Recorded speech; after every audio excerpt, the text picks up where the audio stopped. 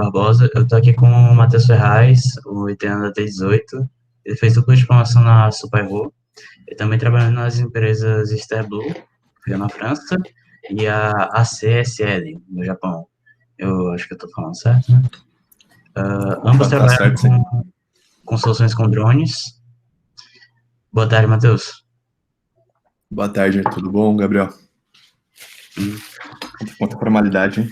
Caramba, hum, achei que ia ser é, mais um papo de casual eu aqui. acho. Tá até gravando. Tem mais coisa aqui, mas eu acho que é melhor a gente começar casual mesmo.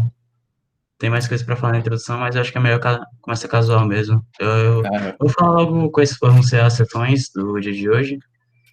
Primeiro, uma apresentação sua, falando sobre um resumo da sua carreira, no que você trabalha ou trabalhou. E depois vão vir perguntas mais técnicas sobre os seus projetos, depois perguntas mais humanas, sim. E no final a gente vai abrir para perguntas do pessoal. Podem mandar perguntas no chat ou podem abrir o microfone na sessão de perguntas no final. legal. Eu posso fazer pergunta também ou só posso responder? Quiser fazer perguntas, mas vamos Eu deixar não para o sei. final essa parte. O começo a gente As vai. minhas perguntas, eu queria saber um pouco É, mais da Evetol também, fiquei curioso. Eu conheci é, só o Sampaio, né, Matheus Sampaio, eu já tinha trocado uma ideia com ele antes. é. Mas depois eu Acho que é queria melhor entender fazer. melhor como funciona. Beleza, Uhum. tranquilo, tranquilo. Então vamos lá. Primeiro eu vou pedir para você se apresentar e falar um pouco de como é um pouquinho da carreira. Opa, beleza. Bom, eu formei na 18, né, mas eu sou 17. Acabei formando na 18 por conta do duplo diploma na Ah, França, né? Me formei, no ITA eu fazia engenharia aeroespacial, com a ênfase em controle e guiamento. E, e aí eu fui para a França fazer esse programa de duplo diploma, né?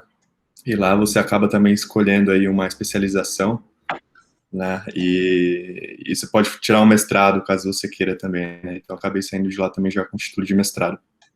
hum, Mas falando um pouco aí sobre meu percurso, né? Eu acho que é importante falar que desde que eu entrei no ITA eu curti essas iniciativas mais práticas, né? De engenharia. Tanto que desde o meu primeiro ano eu fazia parte do Rocket Design, né? Então eu cheguei aí a... Eu acho que eu fiz parte até fazer meu intercâmbio no quarto ano. Então eu cheguei a viajar com o pessoal para os Estados Unidos 3 vezes, a gente participou da competição ali, tivemos resultados legais. E acho que foi a minha primeira experiência mais prática com o mundo de engenharia mesmo, né? E, porra, eu curtia pra caramba. Achava demais, assim, você construir alguma solução, alguma ferramenta que tivesse alguma utilidade interessante, né? Como um foguete. E ainda mais eu sempre fui bem é, um amante de espaço, né? Sempre, quando era criança, queria ser astronauta, etc, né? Foi um dos motivos, inclusive, de eu ter feito engenharia espacial. E aí, quando eu entrei, eu falei, porra, do caralho, isso aí do Rocket Design, né? Vamos lá fazer, ver como é que vai ser. E aprendi muita coisa, pessoal. A gente deu sorte de conseguir bastante patrocínio na época, né? Que não tinha tanta iniciativa tipo a Itaex agora, que ajuda bastante iniciativa, né? Eu estou ouvindo falar. Então a gente acabou conseguindo viajar para competição e eu comecei a pegar gosto por engenharia, né? E, e assim, minha ideia sempre foi trabalhar com engenharia mesmo, pelo menos inicialmente, né? Mas assim, não como engenheiro, eu sempre quis empreender nessa área, né? Meu sonho é abrir uma SpaceX da vida, mas é difícil, né? E aí, eu tava curtindo muito essa parte de espaço e etc. E aí, nessas viagens, inclusive, que a gente fez para os Estados Unidos, a gente chegou a visitar a fábrica da SpaceX, né? Eu cheguei lá, perguntava pro pessoal da NASA, pro pessoal da SpaceX, pô, como é que eu faço para trabalhar aqui no futuro, né? E aí eles viraram e falaram assim, pô, você teria que casar com uma americana, tirar a cidadania para conseguir trabalhar no tipo de área, né? Porque é uma área muito fechada, né? Só, é, é considerado meio que defesa, né? De cada país, departamento de defesa.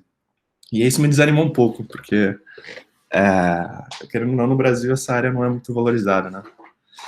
E aí eu falei, tem outras áreas legais por aí, né? Acabei vendo o que eu queria fazer em novos ares, surgiu a possibilidade de fazer um intercâmbio para Spyro, né? Eu lembro que eu e o Plutão aí da 17, a gente foi os pioneiros desse programa de diploma para lá. ninguém sabia como funcionava, só tinha um acordo assinado, a gente foi desbravando como é que fazia para ir para esse acordo, como mandando e-mail para os professores da França, acabamos descobrindo como, né? Não tinha bolsa na época, não tinha mais Braftec, não tinha nada, e aí a gente acabou indo sem bolsa mesmo, né? Eu dei uma sorte, depois que eu tava lá, de conseguir uma bolsa aleatória, mas, enfim, chegando lá, eu vi um outro mundo, né? Uma abordagem de ensino totalmente diferente do ITA, e principalmente porque ela é muito mais prática lá, né? E tem muito projeto prático também, só que eles têm todo o apoio da faculdade. Ao contrário, pelo menos na minha época do ITA não tinha tanto apoio, era uma parada mais independente, né, dos alunos. E aí eu acabei me interessando pelo grupo de drones lá na Spyro, e foi que eu comecei os meus projetinhos de drone e gostar da área, né? E isso tinha bastante a ver também com a minha especialidade lá, que eu estava fazendo controle também e tratamento de imagens, né, na Spyro, minha especialidade do meu mestrado. E eu consegui aplicar esses conhecimentos lá no grupo de drones, né, mas na parte de desenvolvimento de algoritmo, de navegação visual, utilizando câmeras, né? E aí, durante esse projeto aí, a gente participou da competição do IMAV, inclusive, até perguntar depois se a VTOL pretende participar dela, que é super bacana. Fizemos um projetinho de um drone que detecta objetos enterrados, né? Então, a gente fazia a modalidade da competição. E trabalhei depois em um projeto ligado ao Super também junto à Starblue, né? Empresa francesa de vistoria de estruturas, né, utilizando drone, principalmente turbinas eólicas e etc, né?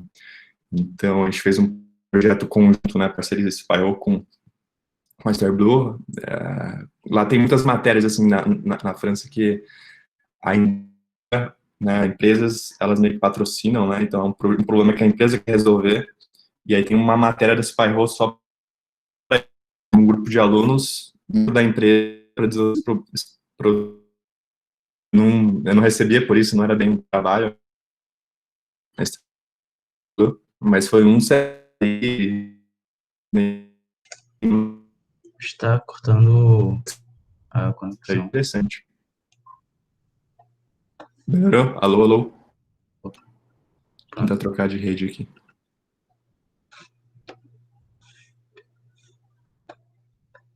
Alô? Acho que agora melhorou. Acho que agora melhorou. Legal. Legal. Bom, e aí isso foi meio que meu tempo na Spyro, né? No último semestre de mestrado, quando você está na Spyro ali, depois de um ano e meio tendo matérias, você faz um semestre só de estágio, né? Que é meio que um estágio profissional que você pode escolher, na verdade, se você vai fazer um mestrado profissional ou um mestrado acadêmico, né? Eu escolhi o parkour profissional, então minha tese era um projeto da indústria, né? E aí eu acabei conseguindo um estágio na ACSL, lá no Japão, é uma das maiores empresas de drone lá, fizeram um IPO recentemente, os caras são muito bons. E aí eu fiz minha tese de mestrado lá, né, com meio que o engenheiro-chefe lá era meu coordenador, o sueco que trabalhava lá, e foi na parte de navegação visual, né, Visual Slam, e reconstrução de trajetória dinamicamente, né, em voo. Então, era para construir um algoritmo, basicamente, de navegação usando câmeras estereoscópicas e câmeras normais, né, mas com o intuito de ter uma feature de evitamento de obstáculo dinâmico, né? Então, se surgirem obstáculos inesperados, tem que ter um sistema reativo ali de desvio e ainda um cálculo de trajetória óptima, né, em tempo real, à medida que você vai descobrindo um ambiente novo, inexplorado. Então, essa era meio que a ideia, né? Foi bem legal, bem interessante. Aprendi pra caramba nesse mestrado, bem prático, né? Passando todas as etapas, desde estudo biográfico até desenvolvimento de um simulador, para desenvolver o algoritmo e depois testes em um drone real deles. Foi bem legal. E logo que eu terminei o estágio, eles já fizeram uma proposta de emprego para mim, né? para eu voltar para lá depois de apresentar minha tese e voltar para o IT apresentar meu TG. E a princípio... peraí, rapidinho. E a princípio, eu ia para lá, quando eu voltei para o Brasil, pro ITA, né, só precisava apresentar meu TG, no de 2018. Mas eu acabei conhecendo aí um veterano meu, da 13, ele estava abrindo uma fintech, né, na época. Eu acabei, me chamou para trabalhar lá, eu falei, pô, eu pretendo no início do ano que vem para o Japão, mas, cara, vamos lá, eu quero aprender coisas novas, né. Me propus a trabalhar de graça mesmo no início. Comecei a trabalhar com ele e, cara, eu achei interessante a experiência de trabalhar numa empresa que está começando, né. Eu sempre quis empreender, então falei, pô, tá sendo um aprendizado super legal também, embora seja em uma área um pouco diferente, né, área mais financeira. Mas eu estava vendo um potencial muito grande de crescimento da empresa e estava tendo aprendizados aí que eu acho que eu não teria trabalhando como engenheiro no Japão. Acho que lá seria um aprendizado mais técnico e menos ali de como desenvolver uma empresa, né, uma startup. E aí ele acabou fazendo uma proposta de equity na empresa e eu acabei desistindo de ir para o Japão e fiquei nessa startup, na Stark Bank, e estou aí até hoje, né? Então, esse é mais ou menos aí a minha história so far. Pô, legal. Aqui na iniciativa a gente está até também trabalhando com essa parte de controle com visão e tudo, que tem até algumas competições, inclusive aqui no Brasil, que está começando agora. Pô, legal. Eu não conhecia muito de competições de drone, sinceramente. Eu fui conhecer lá na França só, esse IMAV. E eu lembro que tinha uma empresa, uma equipe brasileira, né, lá da UFO, Black Bees, acho o nome. Isso. Pô, mas ali ia ser legal, legal que tem também no Brasil, né, eu acho que Sim. tá faltando fomento nessa área aqui no Brasil. Começou recentemente com o apoio da Petrobras. E aí a Vetol tá participando. Ia participar, mas aí corona. Ixi, entendi. Isso complica. Complicou. Não tem muito jeito mesmo. Chegaram a participar de alguma competição desde o início da iniciativa? Ainda não. Essa é a primeira. Entendi. Tá. Acho que passando isso, vamos passar para umas perguntas mais técnicas, assim, que elas são um pouco mais curtinhas. Um inscrito perguntou como é que está a relação de potência-peso de baterias elétricas comparativo com combustível e aí a evolução de autonomia dessas baterias. Cara, pra ser sincero, faz muito tempo que eu não acompanho, tá? Então há quase 2 anos nem sei me atualizado desse tipo de coisa. Mas, assim, falando um pouco do que eu sabia na época, né? Eu cheguei a fazer também uma matéria lá na França de design de uma aeronave elétrica, né? O maior desafio quando você vai desenvolver uma aeronave elétrica é muito mais a autonomia do que a potência, né? Que você consegue obter. Então, acho que isso que estava sendo o maior problema, né? E o desafio ali de fazer aviões totalmente elétricos era esse, conseguir aumentar talvez a densidade energética para o mesmo peso nas baterias. Mas assim, eu não sei dizer com muita propriedade como é que está atualmente, tá? Até desculpa. Sim. Mas assim, um drone usual, assim, atualmente, pelo menos lá da ACSL, que ele é um drone grande, conseguia levar, acho que talvez uns 5 quilos de payload.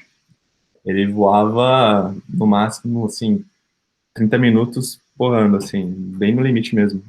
Então, e é muito, né? Normalmente, se você não tiver otimizado aí a relação peso, o consumo também do processamento e etc. Mas, sim, 30 minutos era drone vazio, tá? Se você coloca um payload aí, já cai pra caramba. Já cai pra caramba.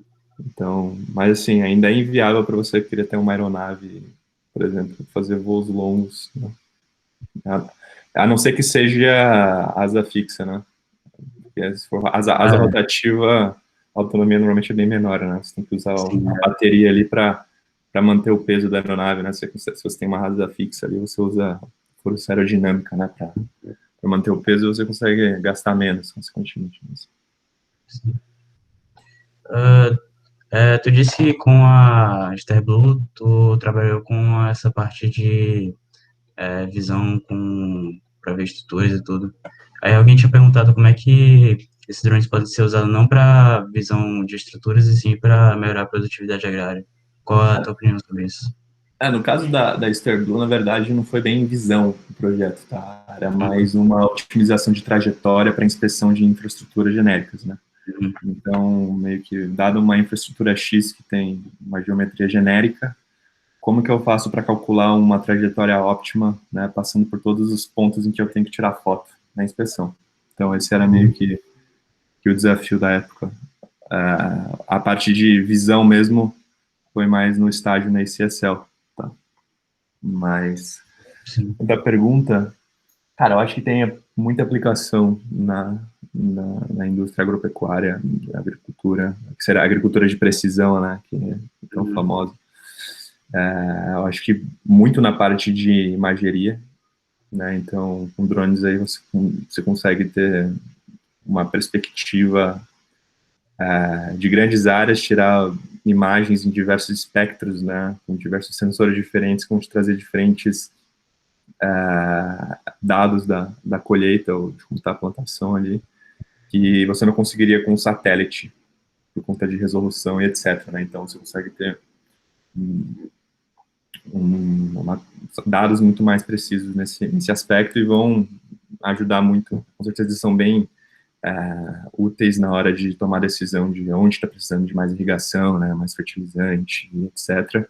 E na economia de insumos também, né? Porque se você sabe exatamente a área que está precisando ali, que está deficiente de insumos, ou fertilizante, ou whatever, você consegue ir lá e dar uma atenção especial só para aquela área, ao invés de passar em toda a sua plantação de novo, né? Então, tem no Brasil, acho que muita aplicação disso, né? No Japão também tinha, eles usavam os drones lá da empresa para agricultura bastante. Lá o desafio era um pouco diferente, né? Porque eles têm muita montanha, então são grandes latifúndios planos, no Brasil aqui, né? Normalmente são uhum, meio que fazendeiros com propriedades pequenas, que tem muita irregularidade, né? uhum, E você não consegue ter um trator, por exemplo, para fazer as coisas para irrigar, né? Porque é muita montanha. Ele meio que vão fazendo degraus, né? De planos com plantações. sim. Então eles usavam bastante drone para, por exemplo, irrigação, né? Colocar algum tipo de agrotóxico, né, nas plantações, e, que é uma realidade um pouco diferente do Brasil. Acho que no Brasil seria mais para obtenção de dados, né, do que qualquer outra coisa. Sim. Pô, interessante essa visão que o Japão usou para agricultura com drones. Então, Legal, não sabia. eles investem muito nisso lá por conta disso, né? Aqui no Brasil, querendo ou não, você consegue usar trator, né? Usar trator, usar avião mesmo. Aqueles aviões monomotores ali para poder jogar fertilizante. É, Mas, assim, isso para grande área, beleza, né? Embora seja mais caro você ter um avião com um piloto lá fazendo isso. isso. Lá, se você tem uma área pequena de plantação, não é viável você ter um avião fazendo isso. Né? É. E tem várias aplicações bem específicas do Japão, né, dos drones lá. Então, por exemplo, lá tem muito terremoto, muito desastre natural, né? Vira e mexe tem estragos por conta disso, e para fazer a avaliação de danos, por exemplo, né? Ou então para procurar vítimas quando tem um, uma tragédia dessa, né? Algum evento de terremoto, por exemplo, eles tinham bastante contrato com o governo de usar os drones dessa empresa, por exemplo, né? Isso é, inclusive, é o foco da Imav desse ano, que ia ser esse ano, ia ser lá no México, mas vai ser próximo ano agora. Hum, com certeza. Era para meio que um ambiente. Teve uma bomba que explodiu aí, sei Um lá. terremoto, Aí tem que usar drone para procurar vítima. Tipo isso. procurar vídeo, coisa assim. Lá eles têm bastante programa assim, tá? É bem legal. Inclusive eu fui em alguns trabalhos desse aí, quando eu tava nesse estágio. É interessante. Você consegue ter uma avaliação bem rápida, assim, de dano, só fazendo. Você deploya um drone e ele voa de forma autônoma em cima da área que você quer vistoriar, né? Ele traz as imagens em alta resolução. Hum, Então, tem muitas aplicações de imageria, né? Construção civil tem aplicação pra caramba, né? Para você avaliar o desenvolvimento de obras, né? Você está fazendo aí uma obra muito grande, você pode usar drone para poder ficar avaliando como que está se desenvolvendo ali a obra.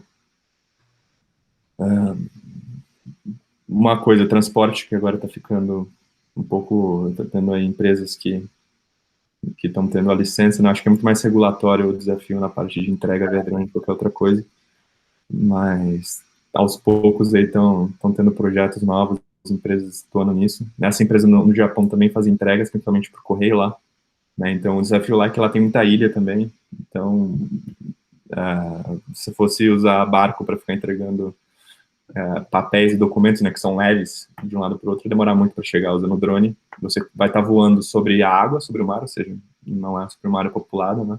E é muito mais rápido. Então era uma outra grande aplicação lá.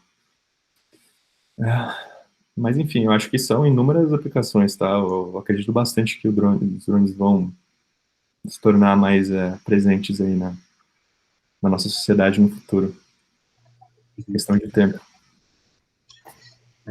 Essas foram meio que as perguntas mais técnicas mesmo que já passaram. Aí vamos ver para as perguntas melhores, assim, para nossa realidade, que são as mais humanas. Aí, uma pergunta que a gente tem é: quais os maiores aprendizados que tu conseguiu com os projetos que tu participou nessas áreas? É difícil. Eu acho que o maior aprendizado é que na prática a teoria é outra. Então, uma coisa que é muito importante, cara, é tentar testar na prática. Obviamente, obedecendo uma metodologia, né? Então, a maioria das vezes um drone, ele não é nada barato, ainda mais um drone profissional desse, né, para a indústria. Sim. Chega a valer dezenas de milhares de dólares, né? E você não pode sair testando na louca também, um algoritmo novo, vamos lá, aí o drone vai lá e espatifa na parede, né? Então, tem que seguir uma metodologia de estudo bibliográfico, né? Sempre importante você simular o algoritmo, tem diversas plataformas hoje em dia que facilitam isso, né? Então, tem softwares meio que são específicos para isso, o Gazebo, não sei se vocês conhecem, né? Eu acho que você deve conhecer o ROS, o Robotic Operational System. Conhece esse middleware? Sim, eu já peguei. Eu já ouvi falar, sim, mas eu nunca peguei mesmo para aprender. Então, ele é a ideia dele é que seja um middleware, né, de desenvolvimento de aplicativos, de soluções na robótica. E sendo um middleware, você consegue desenvolver seu algoritmo, né? Aqui vai ter o ROS, a camada do middleware, e você consegue ou plugar ele para sensores reais para usar num drone real, ou então plugar ele no simulador, né? Ele facilita esse chaveamento. Então, você pode desenvolver um algoritmo testando ele no simulador, e para você depois plugar isso em uma plataforma real é muito fácil. Né? Então, tem ferramentas muito boas para fazer isso hoje em dia. E eu acho que o que eu mais aprendi nesses projetos foi isso, cara, que é bom você sempre tentar testar primeiro em simulador e depois testar na prática, que você vai ver que as coisas mudam completamente, é bizarro. O comportamento dos sensores muda, sempre tem detalhes que você não tinha observado, então é uma pergunta difícil, mas eu acho que eu diria isso, pensando aqui agora.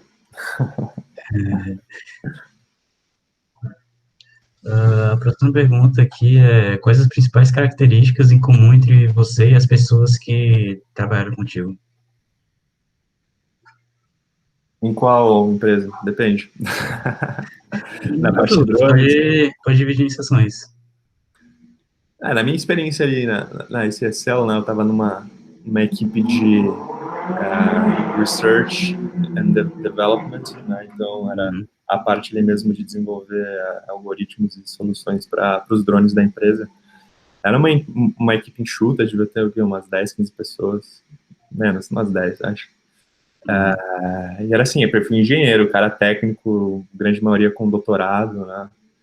E, assim, sempre tem um especialista de cada área, então tinha um especialista de deep learning, né, para a parte de inteligência artificial, tinha um especialista do sistema de controle, um especialista ali do algoritmo de navegação, né, então é um perfil muito, muito técnico, né, de pessoas que têm uma bagagem técnica muito grande, que sabem muita coisa, então é muito bom se você quer aprender coisas técnicas, né?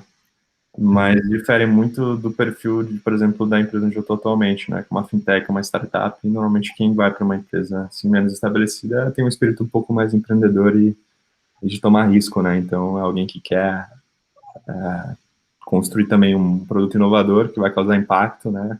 E sonhando em um dia ficar grande, valer bilhões de dólares aí, criar uma empresa grande. E assim, é um risco muito maior, né? Então, acho que tem essa diferença de um pouco de perfil. Acho que um engenheiro trabalhava ali 8 horas por dia, de boa, um ritmo mais tranquilo, né? Estável. E o pessoal aí de startup, 12 horas por dia, final de semana. Então, varia muda um pouco o estilo, né? Sim. E também na tua equipe, na Superhero, como que era? Como assim? Como que era o que exatamente? Essas principais características que tu, como pessoa que tu trabalhava lá. Cara, era bem parecido com as iniciativas do ITA, né? Então toda a iniciativa lá era uma iniciativa de alunos, tinha uma certa hierarquia ali dentro, então um líder de equipe, né, dividia em, às vezes, subsistemas, né, na verdade é meio que um drone para cada modalidade do IMAV. Então o drone que eu estava desenvolvendo era para a modalidade do desafio lá, o challenge, né, de treasure hunting. Mas a principal diferença é que tinha muito a presença de professores, que é algo que eu não via no ITA na minha época, né? Tinha ali professores que estavam... Você podia usar o laboratório da faculdade à vontade. Eles tinham uma puta infraestrutura ali para testar os drones, né? Tinham orçamentos, se precisasse de peça nova, tinha como pedir para o professor lá da área, ele podia ir atrás, né, comprar sensores. E assim, eu acho que tinha muito envolvimento deles, né? Então isso eu gostava bastante, assim, eles ajudavam bastante. Inclusive o IMAV lá, quando eu estava na Superhero, nesse ano que eu participei, foi em Toulouse mesmo, que é onde era a faculdade. Então os professores lá que ajudavam a iniciativa, eles ajudaram a organizar a própria competição, né? Foi bem legal. Mas, assim, a título de organização é parecido com o ITA. Não muda tanto, não. E os alunos ali, depois da aula, se reúnem para fazer as coisas, né? Dividem as tarefas.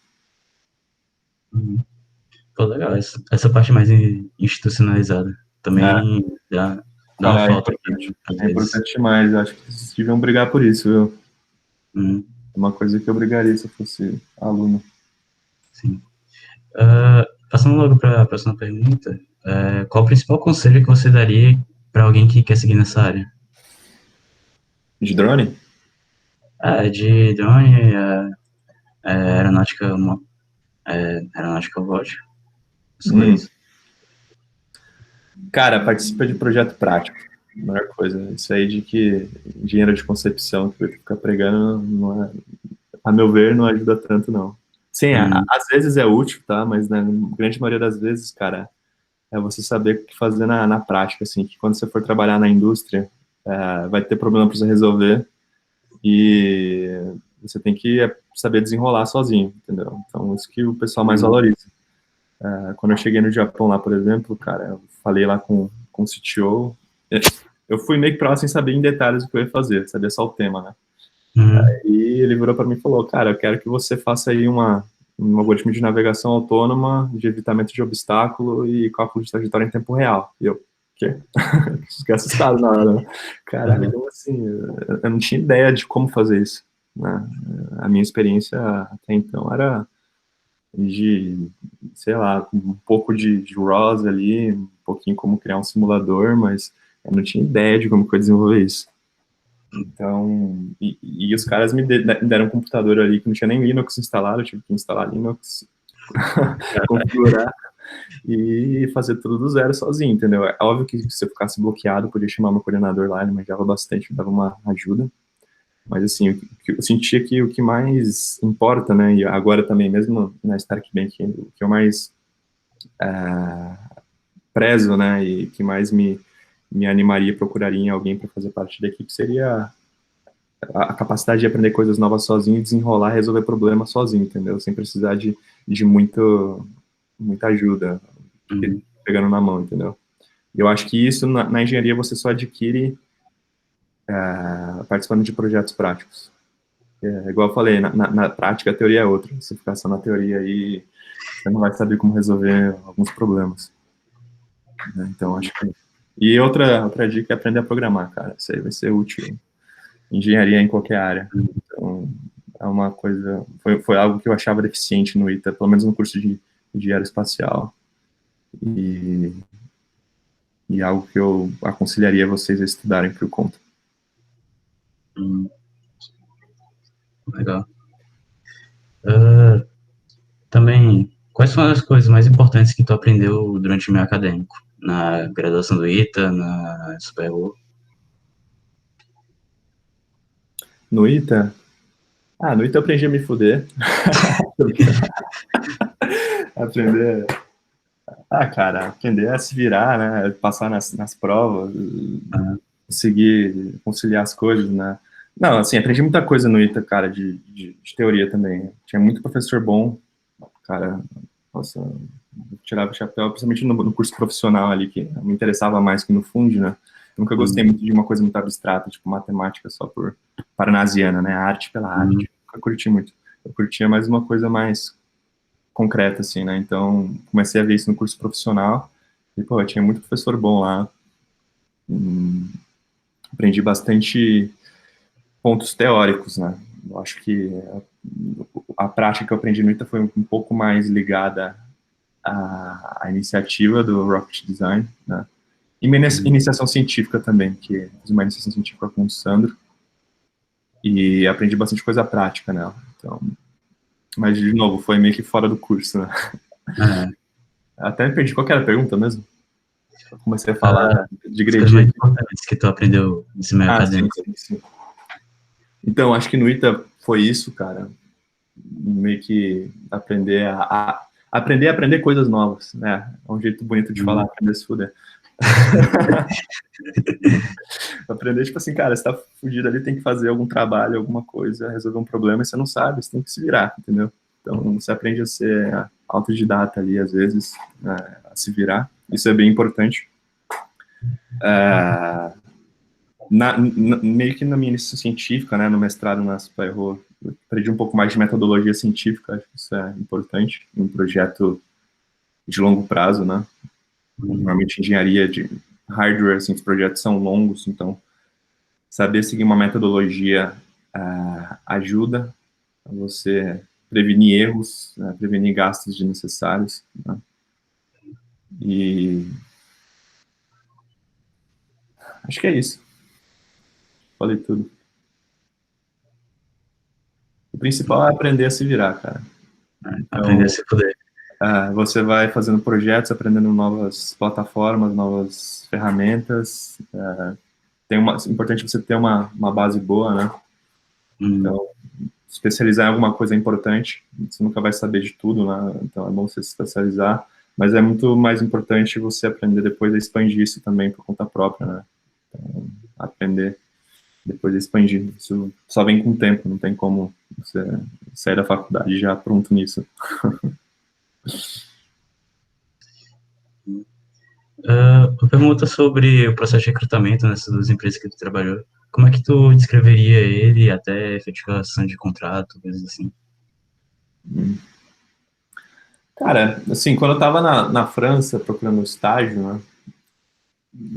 Eu não queria um estágio muito convencional, assim, que tinha muita empresa que ia lá no campus, né, apresentar, ó, que temos aqui a empresa tal, venha fazer estágio aqui, né, todo mundo quer um estagiário, que é mão de obra barata, né. Aí tinha várias empresas que iam lá, mas assim, cara, eu queria uma coisa exótica, assim, tinha botado na cabeça Uhum, assim, eu falei, quero ir para um outro país aí, ter uma experiência nova. Comecei a pesquisar coisa na China, na Indonésia, Japão, Estados Unidos, né. uhum, Sim, mas obviamente eu queria uma empresa boa, né, de tecnologia também. E aí eu olhei, cara, em qual país exótico que é bom em drone? Aí eu pensei, Estados Unidos ia ser legal, Japão, porra, sempre tive curiosidade de conhecer. Singapura é muito boa, também apliquei para umas empresas lá. E aí, cara, eu saía pesquisando empresas desses países aí e fazia candidatura espontânea. Então, mandava e-mail e falava, cara, sou um estudante de mestrado aqui da França, não sei o quê, amante de drones, queria trabalhar aí, podemos marcar uma entrevista, um papo, não sei o quê. Isso aí é mandando. E aí, acabei conseguindo aí algumas entrevistas, né, uma delas é com a ICSL aí, e aí responderam para mim lá, o CTO respondeu, falou, cara, beleza, vamos marcar um papo aí. E eu lembro que ele tava voltando de um teste, assim, no carro, fez por celular mesmo, comecei a trocar uma ideia, falei do meu background, que eu tinha participado da competição, curtia drone, tinha olhado o site deles, tinha vibrado, não sei o quê. E aí, ele falou, beleza, vamos marcar um segundo papo, então, aqui, que eu chamo o meu engenheiro-chefe, e se apresenta mais a fundo seus projetos, e a gente vê. Eu marquei um outro papo depois com ele, e, tipo assim, era, sei lá, 4 da manhã na França, no Japão era, sei lá, mais à noitinha, né, tinha esse horário, eu acordei de madrugada, fiz a entrevista, os caras curtiram e falaram, beleza, pro nós aqui, ok, eu vou passar pro nosso, era o CMO da época, que virou CEO agora, ele vai querer fazer uma entrevista com você, mas por nós é isso aí. E aí eu fiz uma entrevista com o cara depois, alguns dias depois, ele, acho que batemos um papo bem zero técnico, assim, era mais sobre o que eu queria da vida, porque eu tinha interesse lá. E aí eles me aprovaram e fizeram todo o processo de visto, né? Meio que sei para o Japão, acho que isso varia de país para país, mas a empresa meio que tem que patrocinar. E aí eu acabei indo para lá.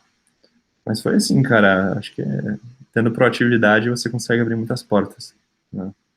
E às vezes vem também a oportunidade ao acaso, né? Então, por exemplo, onde eu tô atualmente veio ao acaso, eu não estava procurando, surgiu. Então, não é um processo bem estabelecido igual de uma empresa grande, né? Startup é um pouco diferente. Mas, enfim, é isso. Legal. Mas sendo uma empresa do Japão, assim, você chega lá do nada e falar com o chefão. Então, mas é assim, cara. Tipo, tem que pensar que do lado deles é difícil também achar alguém bom, né? Então, sim, eles vão te dar o benefício da dúvida, né? O que custa pro cara fazer um call, se impressionar ele, né? É estagiário, tipo, não é como se fosse um custo enorme, né? Mão de obra barata de toda forma. Talvez para assim, para você ser efetivado lá é diferente, né? Então eu tive essa possibilidade porque eu fiz um estágio, eles viram que eu tive um resultado legal e aí me fizeram uma oferta, né?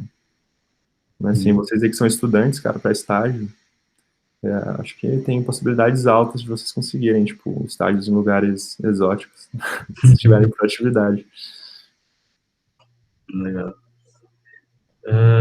A próxima pergunta é: o que é que tu julga mais benéfico aprender durante a faculdade? É aprofundar em só uma área ou ficar buscando conhecimento em vários assuntos diferentes? Acho que é bom tentar focar um pouco mais em uma área, né? Porque, assim, querendo ou não, faculdade você vê diversos assuntos. Então, se você quer trabalhar na parte de controle, né? Eu sempre curti essa parte. Eu não vou ficar estudando pra caramba aerodinâmica, né? Ou ficar estudando estrutura infinita. Eu vou focar no que eu quero, né? Então, assim, você consegue escolher uma área um pouco mais especializada, né? Só que, assim, dentro de uma área igual controle, tem como especializar em 1000 outros subtópicos, tá? Então, é uma área super rica. E aí, assim, você tem a opção de tentar ser um pouco mais genérico, assim, na faculdade, por si só, você não vai conseguir ficar craque super profundo em uma área só, né? Você vai poder escolher uma mais específica, sei lá, controle linear, você vai saber o básico, né? Pra você conseguir saber coisas muito mais aprofundadas, você vai ter que fazer uma pós-graduação. Não tem jeito. Acho importante, assim, você vai ter que escolher uma especialização, isso é inevitável. Mas aquilo que eu falei, acho que à medida que vocês forem fazendo novos projetos, né, práticos, tendo experiência e novos desafios vão surgindo, você vai ser obrigado a expandir seu conhecimento para outras áreas. O importante é você saber como aprender essas coisas novas mesmo depois da faculdade, por exemplo, né? Então, eu diria que, assim, é importante especializar, mas é importante depois, ao longo do tempo, você expandindo também. Isso vai ser inevitável, ao meu ver. Hum. Uma última pergunta aqui também. Quais os momentos mais importantes dessa tua carreira? Desde a faculdade, se foi boa, e até chegar onde tu está hoje. Momentos mais. Cara, os momentos mais importantes são as decisões que você toma, né? Eu acho. Então, quando você decide fazer alguma coisa, né? Pô, quando tá no ITA, eu decidi fazer o intercâmbio, né? Então, isso é uma decisão importante. Não é fácil. Vai ficar 2 anos fora, né? Ainda estava sem bolsa, provavelmente. Eu acabei dando sorte de conseguir uma bolsa lá depois. Hum. Então, foi uma decisão complexa na época. Depois, quando estava já na França, decidi fazer um estágio em um lugar exótico. Uma decisão importante também. Isso poderia ter mudado totalmente o curso ali, né? E as decisões vão ditar qual caminho você vai seguir, né? Ainda mais quando está no início aí da sua carreira, isso pode acabar divergindo completamente, né? Quando você está aí no ITA, no 4º ano, você fala fazer estágio. Você faz um estágio em mercado financeiro, pode ser bem provável que você acabe indo para essa área, né? Larga em engenharia. Hum. Então, por exemplo, uma outra decisão muito importante foi quando eu voltei para o Brasil. Eu tinha que decidir se eu ia de volta para o Japão, trabalhar efetivado lá, ou se eu ia ficar aqui na empresa que eu estou atualmente, né? Então, isso foi, puta, uma decisão bem difícil, porque eu adorava drone, curti demais a empresa, curtia pra caramba o trabalho lá, mas ao mesmo tempo eu tava comprado na ideia de que a empresa aqui, a fintech ia bombar, né? Então, foi difícil na época. Mas eu diria que seriam esses pontos de decisões chave. Isso aqui é mais são os pontos importantes da minha carreira. E vai estar presente na carreira de todo mundo, né? Todo mundo vai ter que tomar decisões difíceis em algum momento. E aí cabe o que você vê a longo prazo, né, que você quer para você daqui a 10 anos, que vai te ajudar a tomar uma decisão. Legal. Das perguntas que meio que a iniciativa e o pessoal inscrito tinha já passou, aí já está aberto para as perguntas do pessoal que está aqui no Meet. Então, E beleza. já tem uma pergunta do Nuno no chat, se quiser ler. Boa tarde, Matheus. Você pode falar um pouco mais dessa bolsa aleatória que tu conseguiu na França? Esse ano as bolsas do Braftec foram canceladas por causa do corona. Cara, foi uma bolsa da... Tem uma empresa de satélite francesa chamada Thales, né? Eles estavam oferecendo aí 2 bolsas para alunos estrangeiros de curso aeroespacial. E assim, aleatório. Eu lembro que eu queria ir pro duplo diploma, não tinha bolsa, e eu comecei a mandar e-mail chorando lá pro Pierre de Saxane, que é meio que o coordenador lá da relação entre Supai e Roita. Falei, pô, não tem uma bolsa aí, vai ser difícil aí sem, dá uma ajuda aí, chefe. E aí, acabou que deu certo. Ele falou, ó, tem uma possibilidade aqui, não sei o quê. E aí, mas ele nos falou, não tenho uma certeza ainda. Aí eu falei, ah, tá, vou mesmo assim. E aí, chegando lá, eu comecei a chorar mais, ir atrás e acabei desenrolando, mas era tipo assim, bolsa de 500 euros por mês, não era muito não. Dá para viver no sonhaço ali, né? Mas se você for atrás, talvez você consiga algo, Nuno. Acho que o não você já tem, né? Então, tenta mandar uns e-mails aí para a faculdade que você quer ir. Às vezes você desenrola alguma coisa.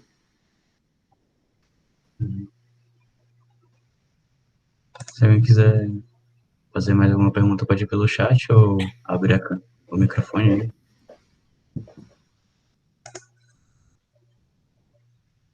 E se tu quiser fazer uma pergunta pra gente, Matheus, pode fazer. Pô, eu quero. Conta mais aí da Evetol, como é que são as coisas aí, que tipo de drone vocês estão querendo fazer. Eu tô até com um drone aqui que me mandaram.